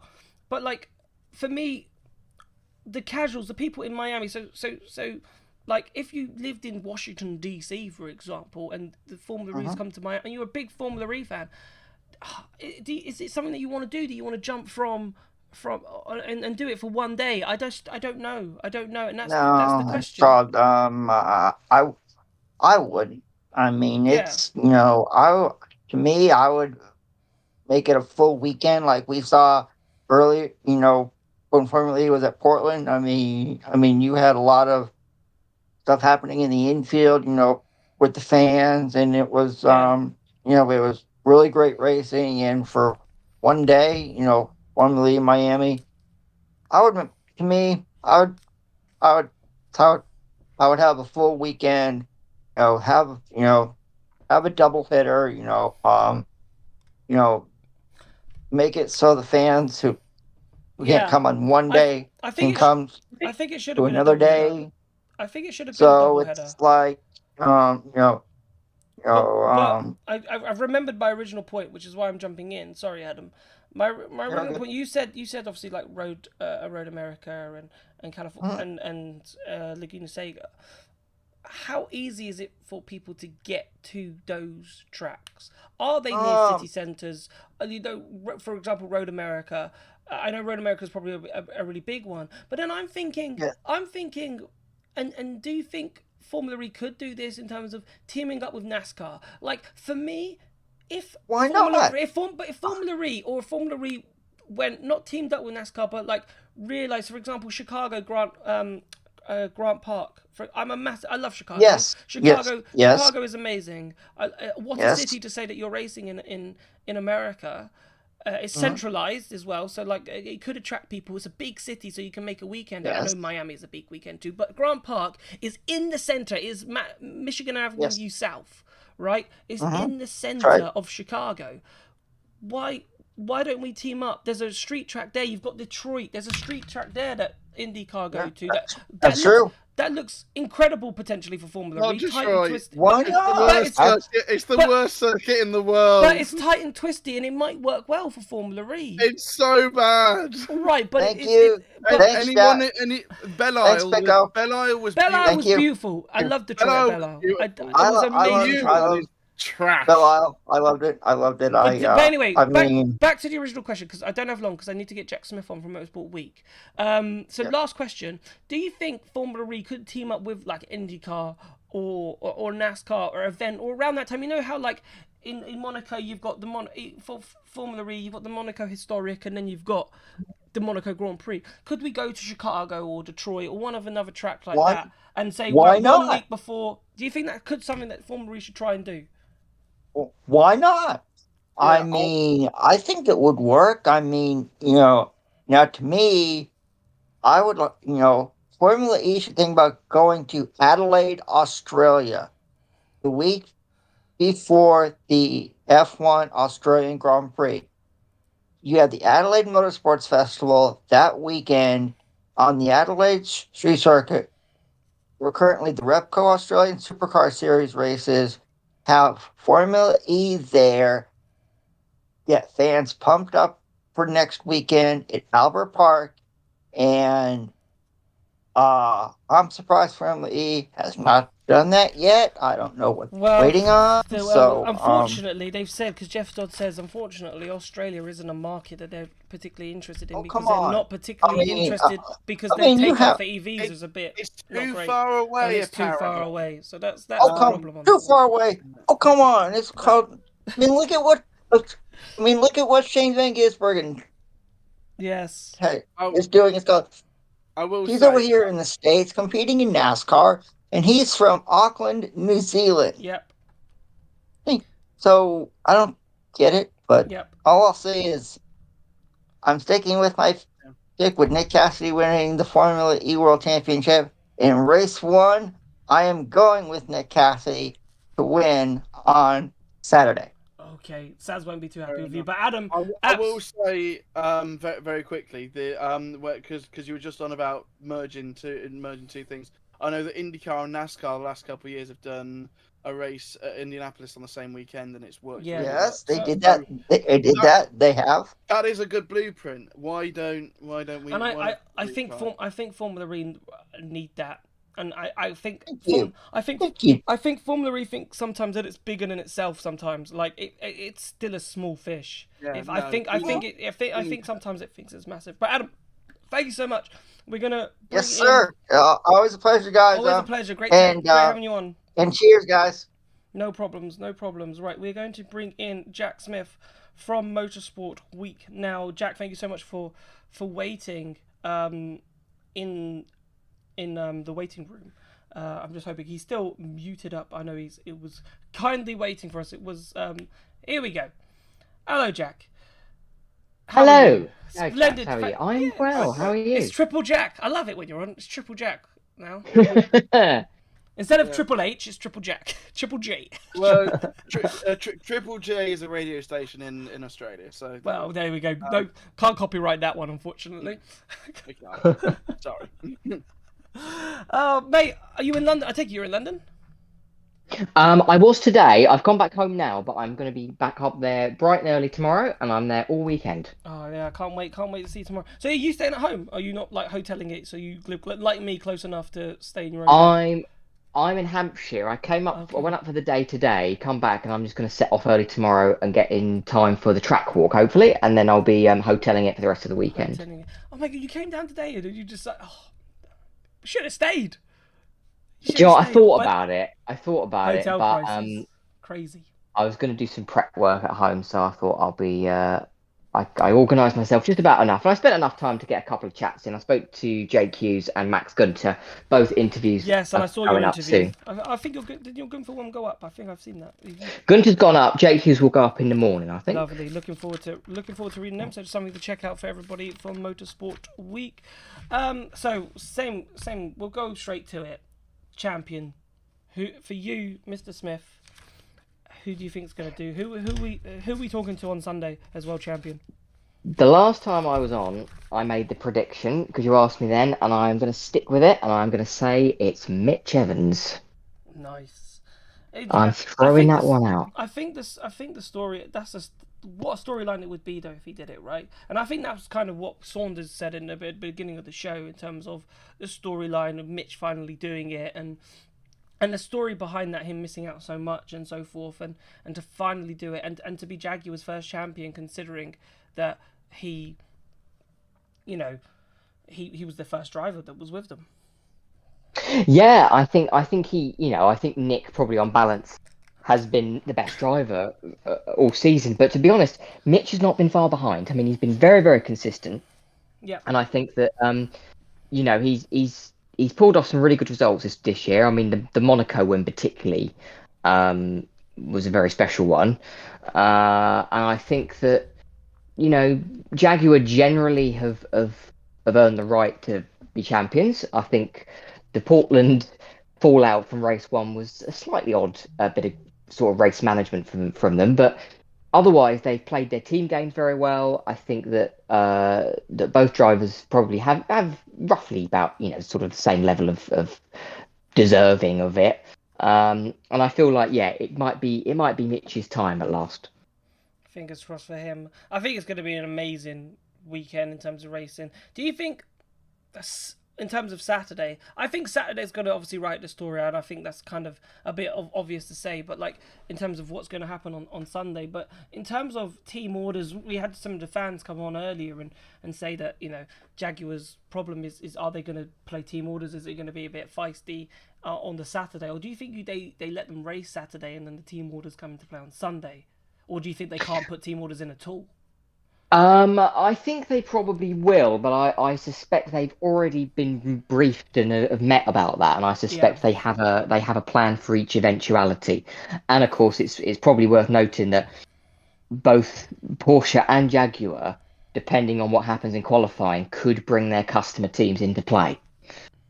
Yeah, which is what happened last year. Remember when Michael Andretti stormed into the Porsche garages and so forth and caused a bit of a stir. I remember that very, very well. The only problem is that, do you think Jake's gonna want to help Pascal after running together they've had this year? No. I don't think. I'm not sure.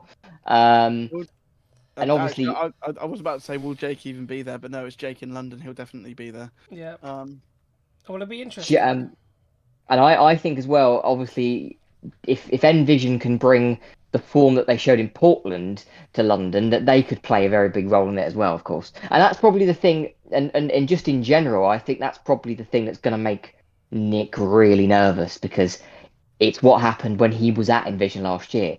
They tried to play a team game, and it backfired spectacularly, and it handed the title to Jake on a silver tray. It did.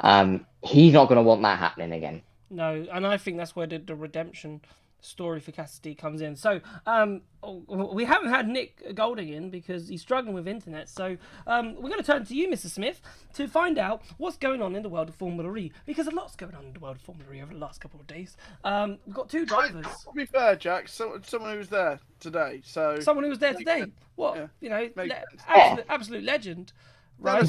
Jack. So what's going on? Because Stoffel Van Dorn's announced that he's leaving DS, which I know we were all rumbling about and thought was going to happen, but now it's actually like officially done. So we're like, okay, what's happening there? And then we got Nico Muller leaving Apt as well. What do you know? What's going on? What have you heard? Well, silly season has already begun, as we know full well. From what I gather. From what I gather, it's very much dependent on which driver goes to what team, and it could just set a whole load of dominoes falling from there on. It seems to me that Stoffel's chatted to a few teams. Yep. There's a possibility that it could be a sort of a swap with Penske, and Max goes and partners Jev at Penske. And go to Maserati. That's interesting. Yeah, because we thought Robert Schwartzman, right? So if you think DS, you know, they've had Robert Schwartzman in there, and obviously he's doing bits as well in WEC with the Ferrari, and you think, you know, it might be a high time to try and trial him out. But you're thinking maybe it might be a switch of Max to DS. That's possible, yeah. And again, there could be a lot of these switches going on, because we're also looking at the possibility of Jake Hughes. This rumour has gone a bit quiet now, but there was talk that maybe he was going to go to Nissan and it be an all-British lineup with Ollie. But then it was going to be the case of where Sasha goes. Does he go for a straight swap and goes to McLaren? Or is there the possibility that Taylor Barnard gets the drive, because he's probably earned it, but it's a case of whether he wants to go down the path of Formula E, or does he want to stick it out in F2 looking for exactly long term. But he's only 20. He's only just turned 20. He's got years where he could do that. He could go to Formula E. And let's face it, if he goes to Formula E, he's going to get paid to drive rather than pay to drive, as he is in Formula 2. But there's also a possibility, I think, that if there is a vacancy at McLaren, and of course there is history there in Formula 1, that Stoffel could go there as well. Which, as a sentimental chap, I quite like, because, you know, that's where we all know him from, where he started out, doing bits there in Formula 1. I've got a Stoff McLaren shirt somewhere. You could use it again potentially. But no, I can't, because I'm a professional journalist. No, but my question, this is, I think will surprise a lot of fans, right? Why is Jake Hughes leaving McLaren? Like, this I don't understand. Well, I feel I sort of think the same because McLaren, to be fair, I mean, and he said the same thing today, just to give you a sort of an idea of what we talked about. Yep. He said that, McLaren have had a really good season, but you know what Formula E is like? It takes a little bit of luck one way or the other, and it makes it look like you haven't had a very good season. And as he said, if things had gone certain ways in some of the races, they could be looking at almost double the amount of points. Yeah. So ultimately, I think they have had a good season. But does Jake maybe want to go to a works team? That's the question. Does he feel that his talents are better served in a works team? And of course, it's sort of being kept in the family if he goes to Nissan because McLaren are their customer. But I think McLaren. Let's be fair. McLaren have done very, very well considering they're only in their second season. So I think he could easily stick it out with McLaren, and they do very well in season 11. You just don't know. But yeah, and as you said, you mentioned Nico Muller. I think a lot of that is also dependent on whether he's going to be allowed to do WEC, because I think that he's the pulled talk out. is He's pulled out of the Peugeot seat today. That also came out. Yes. Yeah. No, that's okay. So that he's pulled out. He pulled out. So whether he's going to another team. Penske. The only FE related team that's in WEC. That you maybe make a shout about. But like no, because that is interesting because DS is Stellantis, Peugeot is Stellantis. So if he was going to DS, he would have stayed at Peugeot. He would have stayed. So there we go then. So I think he's not a DS. I don't think.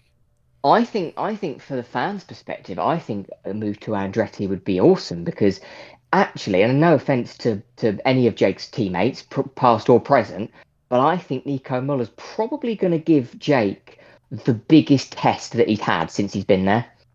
But then I feel for Norman. Well, he said this at the top of the show. 100%. Right? I feel for Norman as well. What's he done wrong?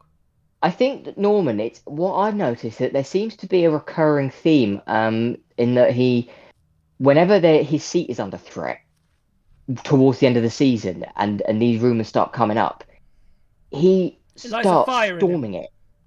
Yeah, he starts storming it. I mean, look at him in Shanghai. Look at him. It was, and to be fair, it started a little bit in Berlin as well, but look at him in Shanghai. He was brilliant. And to be fair, he wants to stay at Andretti. I know that for a fact he wants to stay. It's just whether Andretti feel like they want to take another chance on him. It's that's the thing. But there are so many seats up for grabs, and so many drivers have been speaking to so many teams. I mean, Jake Hughes may end up at Lola at this rate. That's a possibility. Which is incredible. And to be honest, that really depends on how well Lola have sold it to him. Because because they're talking big. They're talking like they're going to be winning races by sort of the second year of Gen 4, maybe even the first. Yep. So if they've sold that to Jake Hughes, he could end up there as well. I mean, let's not count them out for being in the mix next year. It's weird, isn't it? Because racing drivers, I'm like, well, he's 30 now. And when you're like football players, like, he wants to win now. He doesn't want to wait 2 or 3 years to be 33 and start winning. Well, this is the thing, because like it occurred to me recently that Jake Hughes he's sort of like Formula E's answer to Damon Hill in the sense that he's had a very unusual pathway into Formula One, into Formula E. Yeah. Same way that Damon Hill had a very peculiar path into Formula One.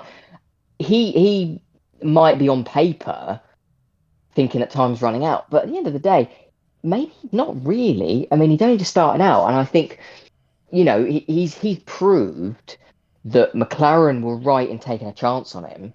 And if he's got a lot of ambition, then maybe that's what he's thinking. That if he takes a bit of a gamble on a team like Lola or Lola Apt, he may end up world champion at 33-4. You just don't know. And comparatively for him, that's still pretty young given his career path. I know McLaren are a partner team, a customer team. Sorry.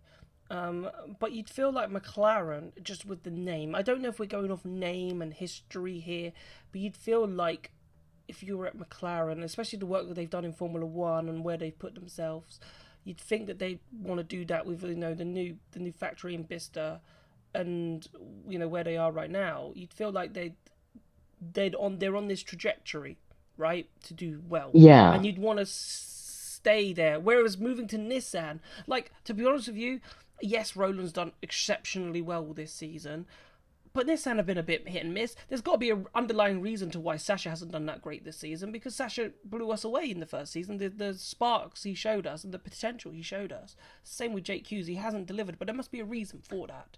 And Jake Hughes could find himself at Nissan next season and be in the same boat as Sasha Fenestraz for whatever reason. That's true. That's true. And I'm baffled and saddened that it's not worked out for Sasha, because he's clearly a very talented driver, and we've seen him on occasion this year do that. And it was also Nissan's plan to have Ollie Rowland help Sasha develop him as a driver. And it doesn't really seem to have worked. I'm not saying that's besmirching Ollie or anything like that, but Nissan had high hopes for Sasha, and they obviously thought that an experienced driver like Ollie was going to help him progress that little bit more, and it just hasn't really happened. We've seen it a few times, but the thing is that I think he'll probably stay in Formula E if the right team comes along. It's just whether Nissan are gonna take take him on for another year. I think it's still possible. I really do. We know what Formula E is like. We know what silly seasons are like. Rumour is that Sasha does have a contract for next season, but there could be some break terms in there, and whether or not Nissan have activated them. That's the question. Yeah. I think, to be honest, for Sasha, I would say, I personally think that the critique of his performances this year have been slightly overplayed. However, I think it really did look pretty bad that in Portland he was out-qualified by a stand-in who hadn't even driven the sim and had not driven Portland for quite a while. So that really is probably the breaking point, if there is going to be one. The damning bit of evidence. But as I said, if I was a team owner and I had a team and Sasha Fenestraz for whatever reason came on despite the bad season, I'd be tempted, because I know there's a driver in there. Because I know I've seen it. I've seen it, and I'm like, if I can get that driver out of you, I know I could be onto a winner. There is indeed, and I think that I genuinely don't think that in Formula E there are drivers that you can't say are truly terrible. In Formula One you get drivers, your Mazepins, your Latifis, that they are not capable of doing it. In Formula E, I don't necessarily think there's any driver out there. Obviously there are some a lot better than others, but I think most of them know their way around a Formula E car and would do well in one of the top cars. Sasha, for whatever reason, just needs a bit of a boost, and I think that he as you say, there is a driver in there, and I think Maxi Gunther, right, start of Maserati, he dominated testing, right, had a very shaky start, and then all of a sudden pulled it out of the bag, right? So, like, that shaky start, and people could have been talking about replacing him. Look at DaCosta, right? At the beginning of the season, when we had Tom Brooks on this show, we were talking about replacing DaCosta with Jake Dennis, right? Because if he can't cut it. But DaCosta's proven that he can cut it. If I'd give Sasha another chance, and if he can't cut it next season, then fine, get rid of him, then I agree. But it just shows, if you put the faith in the driver and you give him the opportunity, that it doesn't mean it's over. If you give them the right confidence and they get the results, and all of a sudden, Max Gunther's turned into and if he's heading to DS, that could be a huge move for him, and partnering with Jean-Eric Vergne, which will be a tough challenge for Max, I must admit. But if Max can do well there, then who knows? But same for Sasha, I think. I think he just needs that little bit of confidence. Yeah, I agree, and I think that with Max, I think that, to be honest, I think Jev would get an incredibly harsh time off of Max. I think Max is, if you're going to rank Formula E drivers for like a top 6 based on form this year, I'd put Max in there. Yeah. I'd put Max in there. I think he's been fabulous this season. I mean, particularly the first few races, and that's of course the thing about Formula E, is that because so much happens in a race, and so many good performances come about, a lot of Max's performances have actually gone under the radar. Yep. Like, I think one of his best drives this season, or one of the best drives just in general this season, was his in Sao Paulo. Yep. He was fantastic. I mean, he got a bit of luck with the safety car when he took his penalty, but he was brilliant in that race. And let's not forget, that was a more of a street circuit. It was a bit of a peloton, but it was more of a street race, and he ended up from last into the points. Not all Formula E drivers can do that, and that's one thing I would say. I think that his stock is very, very high. Yeah. But as you say about giving drivers a chance, I mean, there doesn't seem to be much talk yet about Deruvala. It seems to me like the Maserati is sticking with him, and I think he has improved slowly over the season. Yeah. And I think that giving him another season, I think you might, if the car's good, I think you might start seeing him get points on a more regular basis as well. Indeed, Jack. We're gonna have to let you go there because we're running out of time on the show, and plus we need you to go back to keep doing your research so you're ready for tomorrow and get a good night's sleep so you're ready to travel in once upon a time. But absolutely, thank you so much for coming on and giving us your insight on what's going on in the driver market. Really appreciate it. No, thank you. Perfect. See you tomorrow. Have a lovely evening, and we'll see you at the media. See you in the media center tomorrow. See you, chap. See you tomorrow. See you later. Yeah. Bye. So, right, this is when it gets a little bit awkward for me. There's one person waiting, about to get a big old telling off. Hello, Mr. Wharton. Hi. I thought, I'll just come on the show at the end, just so you've had a good show, and thought I'll just ruin it a bit. It was good till I got here, wasn't it? Yeah. It was going all right, mate. It was going all right. What do you got to say?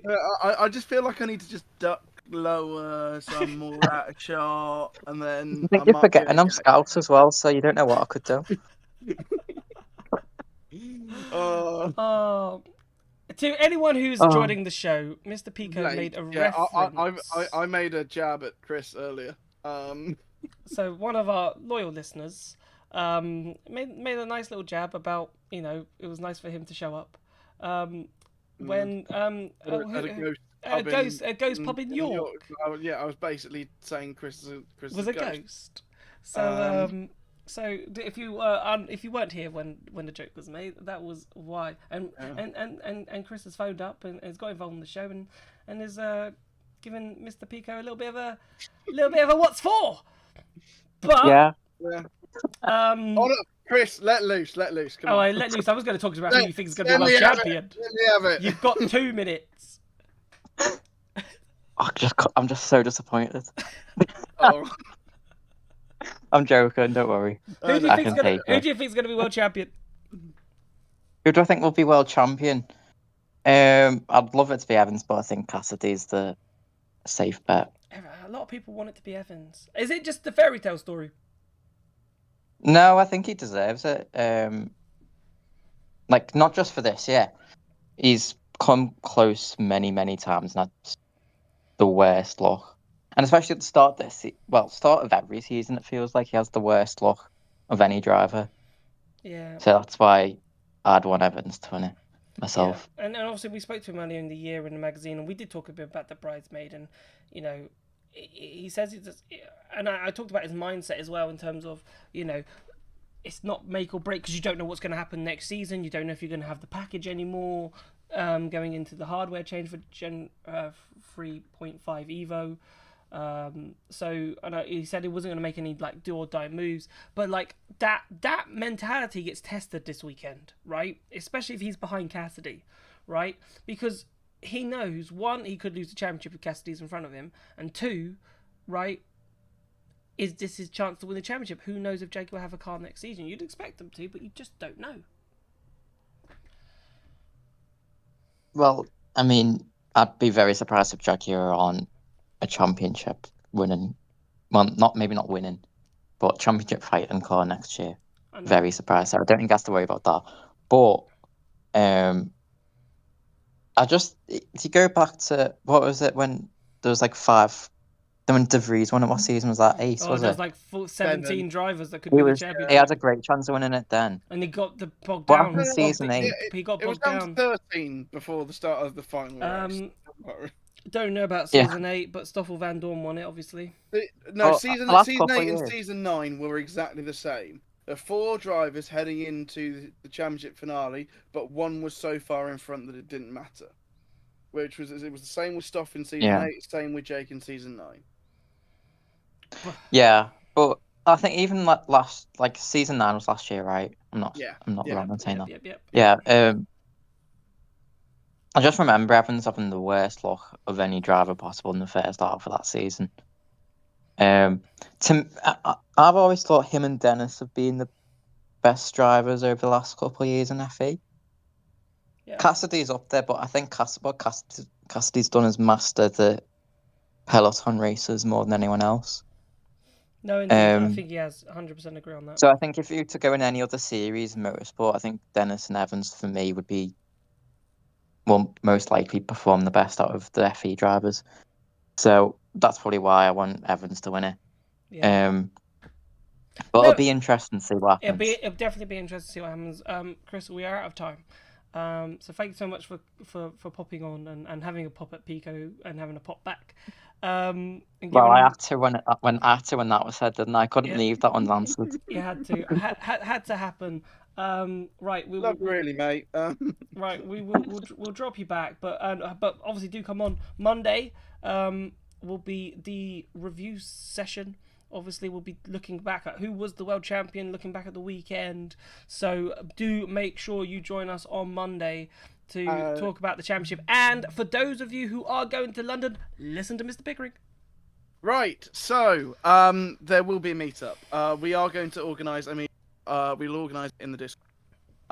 There will be 2. There will be one which will be Saturday night after race 1, and then there will be a second one during the day between qualifying and the race that doesn't interfere with the autograph session, the pit lane walkabout thing. So if you do want to come and meet us, I don't know why you would. But we'd love you to meet us if you want to. But We're not celebrities in any way. No, we'll be very happy for us to feel like celebrities. Exactly. It was the summer fair at my school today, right? Just as a quick side note. And one of the kids came up to me. He's only in year 2, right? And I taught him in last year in year 1. And he's like, I want to get a picture of you. And I felt like, you're like a celebrity, got down, got on one knee, a photo for you. Yeah, it felt very celebrity. But yeah, if you want photos of us, you can. We're not that special. You'll see how small I am. That's the hilarious thing that happens. Jack is tiny. Half of you will realise. Be ready for tiny. That. Well, I can't remember when it was, but I think I had someone either back end of season 8 or end of season 9 going, "You're the guy who does the pit walks, right?" And I was just like sort of just like starstruck that someone had knows seen who that. you are. Yeah. Like but what? I don't understand that. But yes, we will organise that in the Discord.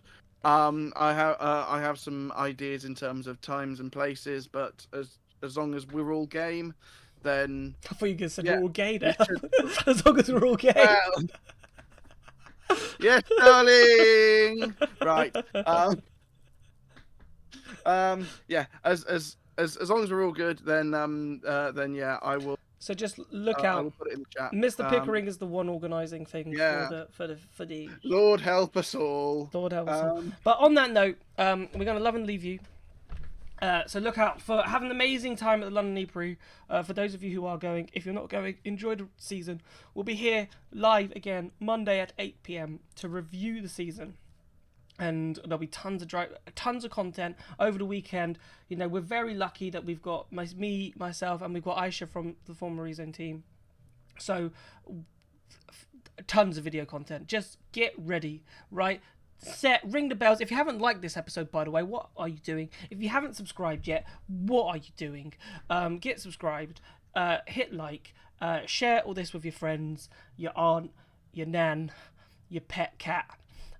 Share it with everybody, and he's not here. Not here. And yeah, we look forward to it, and hopefully we can have a nice big end of season show on Monday. But it won't be the end of the FE bar. There will be more. But we just obviously to help get this to more people. And if you're at the race and you want to say, look, subscribe. Oh, you're sitting next to someone who likes Formula E. Yeah, subscribe. Get them to subscribe. What are you doing? Help us out here. You could help us get more subscribers. Why not? Just say, you need to get on the FE bar on Monday, mate. Get on the FE bar, live show, FE fan phone in. I can only do that with your help.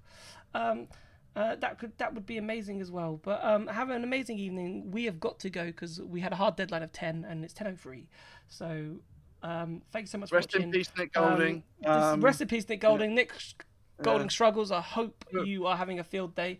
And, forever in our hearts. And we will let you know all the Nick Golding struggles over the weekend so you can be right up to date. Right? So you never miss a beat. Whoever you are, you mysterious person, and we love you for it. You are doing God's work. And on that note, you've been watching the FE Bar, and we'll see you on Monday. Good night.